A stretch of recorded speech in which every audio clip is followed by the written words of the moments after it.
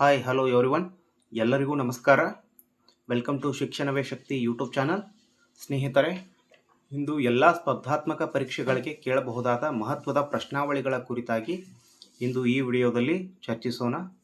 Important questions for all competitive ಎಕ್ಸಾಮ್ಗಳಾದ SDC, FDC, KS, IAS, CET, TET ಹೀಗೆ police exam ಮುಂತಾದ ಎಲ್ಲ competitive ಎಕ್ಸಾಮ್ಗಳಿಗೆ ಅನುಕೂಲವಾಗುವಂತಹ ಮಹತ್ವಪೂರ್ಣ ಪ್ರಶ್ನಾವಳಿಗಳ ಕುರಿತಾಗಿ ಇಂದು ಈ ವಿಡಿಯೋದಲ್ಲಿ ನಾವು ತಿಳಿದುಕೊಳ್ಳೋಣ. ಅಷ್ಟೇ ಅಲ್ಲದೆ ಈ ಸರಣಿಯನ್ನು ತಾವು ಕೊನೆವರೆಗೂ ನೋಡಿ. ಮಹತ್ವಪೂರ್ಣ ಪ್ರಶ್ನೆಗಳ ಕುರಿತಾಗಿ ತಮಗೆ ಇಲ್ಲಿ ಗೊತ್ತಾಗುತ್ತೆ. ಅದು ಎಲ್ಲ ಪತ್ರಿಕೆಗಳಿಗೂ ಅನುಕೂಲವಾಗೋದ್ರಿಂದ ಈ ವಿಡಿಯೋನ ತಾವು ಕೊನೆವರೆಗೂ ನೋಡಿ. ಪ್ರಶ್ನೆಗಳು ಹೀಗಿವೆ. ಪ್ರಶ್ನೆ 1, ಮೈಸೂರು ಚೇಂಬರ್ ಆಫ್ ಕಾಮರ್ಸ್ ಯಾವಾಗ ಸ್ಥಾಪನೆಯಾಯಿತು? ಪ್ರಶ್ನೆ ಮತ್ತೊಮ್ಮೆ, ಮೈಸೂರು ಚೇಂಬರ್ ಆಫ್ ಕಾಮರ್ಸ್ ಯಾವಾಗ ಸ್ಥಾಪನೆಯಾಯಿತು? ಆಯ್ಕೆಗಳು: ಆಯ್ಕೆ 1 1913ನೇ ಇಸ್ವಿ, ಆಯ್ಕೆ 2 1915ನೇ ಇಸ್ವಿ, ಆಯ್ಕೆ 3 1916ನೇ ಇಸ್ವಿ, ಆಯ್ಕೆ 4 1909ನೇ ಇಸ್ವಿ. ಇಲ್ಲಿ ಸ್ನೇಹಿತರೆ ಸರಿಯಾದ ಉತ್ತರ ಹೀಗಿದೆ. ಆಯ್ಕೆ 2 1915ನೇ ಇಸ್ವಿ ಇಲ್ಲಿ ಸರಿಯಾದ ಉತ್ತರವಾಗಿದೆ. ಮೈಸೂರು ಚೇಂಬರ್ ಆಫ್ ಕಾಮರ್ಸ್ 1915ರಲ್ಲಿ ಸ್ಥಾಪನೆಯಾಗುತ್ತದೆ ಸ್ನೇಹಿತರೆ. ಇನ್ನು ಮುಂದಿನ ಪ್ರಶ್ನೆ, ಬಂಡಾಜೆ ಜಲಪಾತ ಯಾವ ನದಿಗೆ ಸಂಬಂಧಿಸಿದೆ?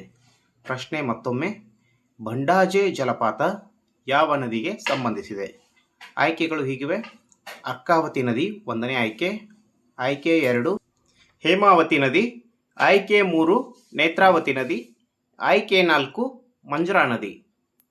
ಸ್ನೇಹಿತರೆ, ತಾವು ಉತ್ತರವನ್ನು ಇಲ್ಲಿ ಗೆಸ್ ಮಾಡಬಹುದು. ಬಂಡಾಜೆ ಜಲಪಾತ ಯಾವ ನದಿಗೆ ಸಂಬಂಧಿಸಿದ್ದಾಗಿದೆ? ಇಲ್ಲಿ ಸರಿಯಾದ ಉತ್ತರ ಹೀಗಿದೆ. ಬಂಡಾಜೆ ಜಲಪಾತ ಇದು ನೇತ್ರಾವತಿ ನದಿಗೆ ಸಂಬಂಧಿಸಿದ್ದಾಗಿರುತ್ತದೆ. ಇಲ್ಲಿ ಆಯ್ಕೆ 3 ಸರಿಯಾದ ಉತ್ತರವಾಗಿರುತ್ತದೆ. ಇನ್ನು ನೆಕ್ಸ್ಟ್ ಕ್ವಶನ್ ನೋಡೋಣ. ಮುಂದಿನ ಪ್ರಶ್ನೆ, ಮೈಸೂರು ವಿಶ್ವವಿದ್ಯಾಲಯ ಯಾವಾಗ ಸ್ಥಾಪನೆಯಾಯಿತು? ಮೈಸೂರು ವಿಶ್ವವಿದ್ಯಾಲಯ ಯಾವಾಗ ಸ್ಥಾಪನೆಯಾಯಿತು? ಪ್ರಶ್ನೆ ಹೀಗಿದೆ. ಇನ್ನು ಆಯ್ಕೆಗಳು ಹೀಗಿವೆ. ಆಯ್ಕೆ 1 1933ನೇ ಇಸ್ವಿ, ಆಯ್ಕೆ 2 1916ನೇ ಇಸ್ವಿ, ಆಯ್ಕೆ 3 1921ನೇ ಇಸ್ವಿ, ಆಯ್ಕೆ 4 1936ನೇ ಇಸ್ವಿ. ಸ್ನೇಹಿತರೆ, ತಾವು ಉತ್ತರವನ್ನು ಗೆಸ್ ಮಾಡಬಹುದು. ಮೈಸೂರು ವಿಶ್ವವಿದ್ಯಾಲಯ ಯಾವಾಗ ಸ್ಥಾಪನೆಯಾಯಿತು ಇದು ಪ್ರಶ್ನೆ. ಇಲ್ಲಿ ಸರಿಯಾದ ಉತ್ತರ ಹೀಗಿದೆ. ಮೈಸೂರು ವಿಶ್ವವಿದ್ಯಾಲಯ 1936ನೇ ಇಸ್ವಿಯಲ್ಲಿ ಸ್ಥಾಪನೆಯಾಗಿದೆ. ಇಲ್ಲಿ ಆಯ್ಕೆ 4 ಸರಿಯಾದ ಉತ್ತರವಾಗಿರುತ್ತದೆ. ಮುಂದಿನ ಪ್ರಶ್ನೆ, ಏಷ್ಯಾದಲ್ಲಿಯೇ ಮೊದಲು ಯಾವ ನದಿಗೆ ಮತ್ತು ಯಾವಾಗ ಮಾರಿ ಕಣಿವೆ ಅಥವಾ ವಾಣಿ ವಿಲಾಸ ಸಾಗರ ಜಲಾಶಯ ನಿರ್ಮಾಣ ಮಾಡಲಾಯಿತು? ಸ್ನೇಹಿತರೆ, ಪ್ರಶ್ನೆ ಮತ್ತೊಮ್ಮೆ, ಏಷ್ಯಾದಲ್ಲಿಯೇ ಮೊದಲು ಯಾವ ನದಿಗೆ ಮತ್ತು ಯಾವಾಗ ಮಾರಿ ಕಣಿವೆ ಅಥವಾ ವಾಣಿ ವಿಲಾಸ ಸಾಗರ ಜಲಾಶಯ ನಿರ್ಮಾಣ ಮಾಡಲಾಯಿತು? ಆಯ್ಕೆಗಳು ಹೀಗಿವೆ. 1 ಕಾವೇರಿ ನದಿ 1907, ಆಯ್ಕೆ 2 ಮಲಪ್ರಭಾ ನದಿ 1907, ಆಯ್ಕೆ 3 ವೇದಾವತಿ ನದಿ 1907, ಆಯ್ಕೆ 4 ಕಾಳಿ ನದಿ 1907. ಇಲ್ಲಿ ಸರಿಯಾದ ಉತ್ತರ ಹೀಗಿದೆ. ಏಷ್ಯಾದಲ್ಲಿಯೇ ಮೊದಲು ವೇದಾವತಿ ನದಿಗೆ 1907ನೇ ಇಸ್ವಿಯಲ್ಲಿ ವಾಣಿ ವಿಲಾಸ ಸಾಗರ ಅಥವಾ ಮಾರಿ ಕಣಿವೆ ಯೋಜನೆ ಅಂತ ಏನು ಕರಿತೇವಲ್ಲ ಈ ಜಲಾಶಯವನ್ನು ನಿರ್ಮಾಣ ಮಾಡಲಾಗುತ್ತದೆ. ಇನ್ನು ಮುಂದಿನ ಪ್ರಶ್ನೆ ಹೀಗಿದೆ. ಪೂರ್ವಕ್ಕೆ ಹರಿಯುವ ನದಿಗಳ ಸರಿಯಾದ ಜೋಡಿಯನ್ನು ಹೊಂದಿಸಿರಿ. ಪೂರ್ವಕ್ಕೆ ಹರಿಯುವ ನದಿಗಳ ಸರಿಯಾದ ಜೋಡಿ. ಆಯ್ಕೆ 1 ಕೃಷ್ಣಾ ಕಾವೇರಿ, ಆಯ್ಕೆ 2 ತುಂಗಭದ್ರಾ ನದಿ ಮತ್ತು ಕಾಳಿ ನದಿ, ಆಯ್ಕೆ 3 ಹಾರಂಗಿ ಮತ್ತು ಅಘನಾಶಿನಿ ನದಿಗಳು, ಆಯ್ಕೆ 4 ಚಕ್ರಾ ನದಿ ಮತ್ತು ಹಾಲೇರಿ ನದಿಗಳು. ಸ್ನೇಹಿತರೆ, ತಾವು ಇಲ್ಲಿ ಉತ್ತರವನ್ನು ಗೆಸ್ ಮಾಡಬಹುದು. ಪೂರ್ವಕ್ಕೆ ಹರಿಯುವ ನದಿಗಳ ಜೋಡಿ ಕೃಷ್ಣಾ ನದಿ ಮತ್ತು ಕಾವೇರಿ ನದಿ, ತುಂಗಭದ್ರಾ ಮತ್ತು ಕಾಳಿ ನದಿ, ಹಾರಂಗಿ ಮತ್ತು ಅಘನಾಶಿನಿ ನದಿ, ಚಕ್ರ ಮತ್ತು ಹಾಲೇರಿ ನದಿ. ಇಲ್ಲಿ ಸರಿಯಾದ ಉತ್ತರ ಹೀಗಿದೆ. ಉತ್ತರ 1 ಕೃಷ್ಣಾ ನದಿ ಮತ್ತು ಕಾವೇರಿ ನದಿಗಳು. ಈ ನದಿಗಳು ಪೂರ್ವಕ್ಕೆ ಹರಿಯುವ ನದಿಗಳಾಗಿವೆ. ಇನ್ನು ಮುಂದಿನ ಪ್ರಶ್ನೆಗೆ ಹೋಗೋಣ. ಮುಂದಿನ ಪ್ರಶ್ನೆ ಹೀಗಿದೆ. ಪಶ್ಚಿಮಕ್ಕೆ ಹರಿಯುವ ನದಿಗಳ ಸರಿಯಾದ ಜೋಡಿಯನ್ನು ಹೊಂದಿಸಿರಿ. ಪಶ್ಚಿಮಕ್ಕೆ ಹರಿಯುವ ನದಿಗಳ ಸರಿಯಾದ ಜೋಡಿ. ಪ್ರಶ್ನೆ ಆಯ್ಕೆ 1 ಮಾಂಡೋವಿ ಮತ್ತು ಶರಾವತಿ ನದಿಗಳು, ಆಯ್ಕೆ 2 ಡೋನಿ ಮತ್ತು ಕಾಳಿ ನದಿಗಳು, ಆಯ್ಕೆ 3 ಮಲಪ್ರಭಾ ನದಿ ಮತ್ತು ಭೀಮಾ ನದಿಗಳು, ಆಯ್ಕೆ 4 ನೇತ್ರಾವತಿ ನದಿ ಮತ್ತು ಘಟಪ್ರಭಾ ನದಿಗಳು. ಸ್ನೇಹಿತರಲ್ಲಿ ತಾವು ಉತ್ತರವನ್ನು ಗೆಸ್ ಮಾಡ್ಬೋದು. ಸರಿಯಾದ ಉತ್ತರ ಪಶ್ಚಿಮಕ್ಕೆ ಹರಿಯುವ ನದಿಗಳ ಸರಿಯಾದ ಜೋಡಿ. ಇಲ್ಲಿ ಸರಿಯಾದ ಉತ್ತರ ಹೀಗಿದೆ. ಪಶ್ಚಿಮಕ್ಕೆ ಹರಿಯುವ ನದಿಗಳ ಸರಿಯಾದ ಜೋಡಿ ಆಯ್ಕೆ 1 ಮಾಂಡೋವಿ ನದಿ ಮತ್ತು ಶರಾವತಿ ನದಿಗಳು. ಈ ನದಿಗಳು ಪಶ್ಚಿಮ ಘಟ್ಟಗಳಲ್ಲಿ ಹುಟ್ಟಿ ಪಶ್ಚಿಮಕ್ಕೆ ಹರಿದು ಸಾಗರವನ್ನು ಸೇರುತ್ತವೆ.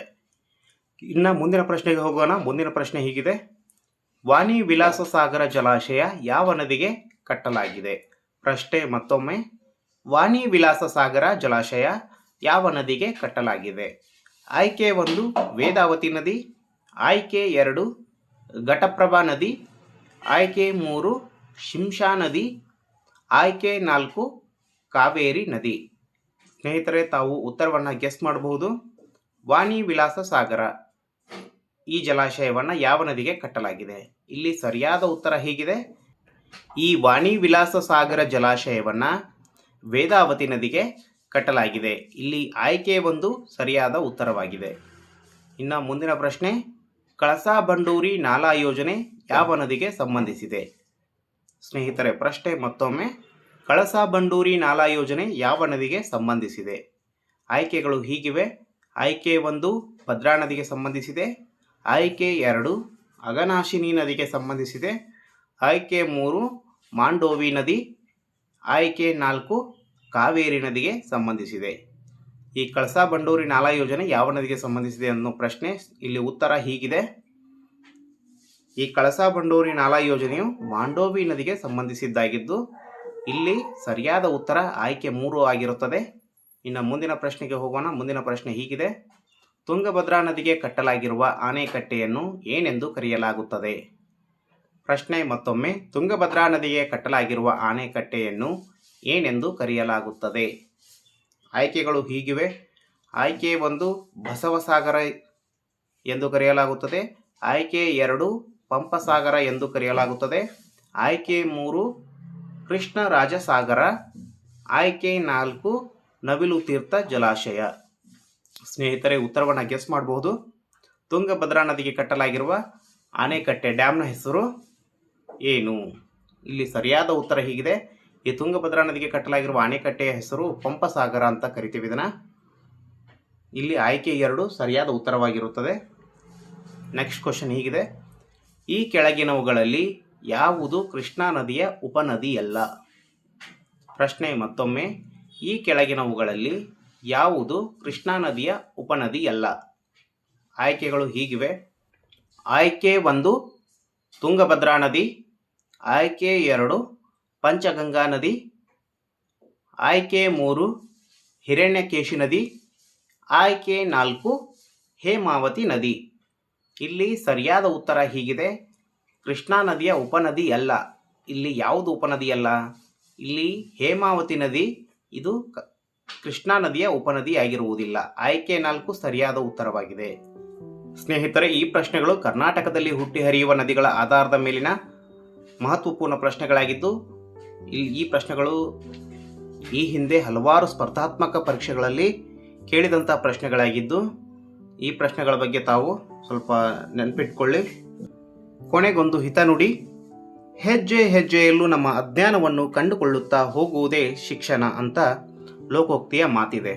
ಸ್ನೇಹಿತರೆ, ಪ್ರತಿ ಹೆಜ್ಜೆಯಲ್ಲೂ, ಪ್ರತಿ ಅಧ್ಯಯನದಲ್ಲೂ, ಪ್ರತಿ ನಾವು ಮಾಡುವಂಥ ಕೆಲಸದಲ್ಲೂ ನಮ್ಮ ಅಜ್ಞಾನವನ್ನು ಕಂಡುಕೊಳ್ಳುತ್ತಾ, ಅವುಗಳನ್ನು ಗುರುತು ಮಾಡುತ್ತಾ, ಅವುಗಳನ್ನು ಸುಧಾರಿಸಿಕೊಂಡು ಮತ್ತಷ್ಟು ಉತ್ತಮವಾದ ಅಧ್ಯಯನ, ಉತ್ತಮವಾದ ಕೆಲಸವನ್ನು ಮಾಡುತ್ತಾ ಹೋದರೆ ಯಶಸ್ಸು ಸಿಗುತ್ತದೆ. ಅದನ್ನೇ ಶಿಕ್ಷಣ ಅಂತ ಕರಿತೀವಿ ಅಂತ ಈ ಲೋಕೋಕ್ತಿಯ ಮಾತಿನ ಅರ್ಥವಾಗಿದೆ. ಸ್ನೇಹಿತರೆ, ನಮ್ಮ ಚಾನಲನ್ನು ಸಬ್ಸ್ಕ್ರೈಬ್ ಮಾಡಿಕೊಳ್ಳಿ, ಈ ವಿಡಿಯೋನ ಲೈಕ್ ಮಾಡಿ, ಶೇರ್ ಮಾಡಿ. ಎಲ್ಲರಿಗೂ ನಮಸ್ಕಾರ.